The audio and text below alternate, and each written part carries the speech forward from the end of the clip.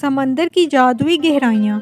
ایک دفعہ کا ذکر ہے کہ ایک چھوٹے سے ساحلی گاؤں میں اینا نامی ایک خوبصورت اور بہادر لڑکی رہتی تھی۔ اینا کو سمندر سے بہت محبت تھی۔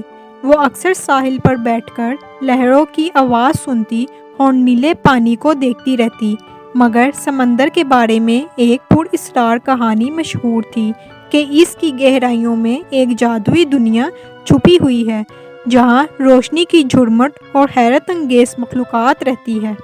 اینا نے ہمیشہ اس کہانی کو حقیقت میں بدلنے کا خواب دیکھا تھا۔ ایک دن جب وہ ساحل پر ٹہل رہی تھی، اسے ایک انوکھا سیب ملا جس میں چمکتی ہوئی روشنی جھانک رہی تھی۔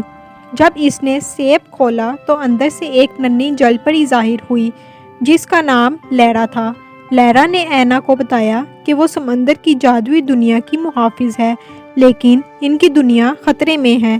ایک اندھیرا جادوگر زوریک سمندر کی روشنی چرا رہا تھا اور اگر اسے نہ روکا گیا تو ساری جادوئی مخلوقات ختم ہو جائیں گی۔ لیرا نے اینا کو ایک جادوئی موتی دیا جو اسے سمندر کی گہرائیوں میں لے جا سکتا تھا۔ اینا نے ہمت جمع کی اور موتی کو اپنے ہاتھ میں لے کر پانی میں چھلانگ لگا دی۔ اچانک وہ خود کو ایک روشنیوں سے بھری ہوئی دنیا میں پاتی ہے جہاں شفاف پانی کے اندر کوسوں قزاق کے رنگ جھلک رہے تھے اور انوکھی مخلوقات آزادانہ تیر رہی تھیں۔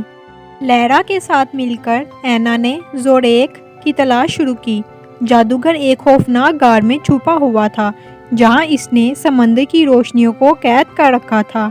اینا نے اپنی سمجھداری اور لیرا کی مدد سے زوریک کو شکست دی، جادوئی موتی کی طاقت سے روشنیوں کو آزاد کروا کر سمندر کی دنیا کو بچا لیا۔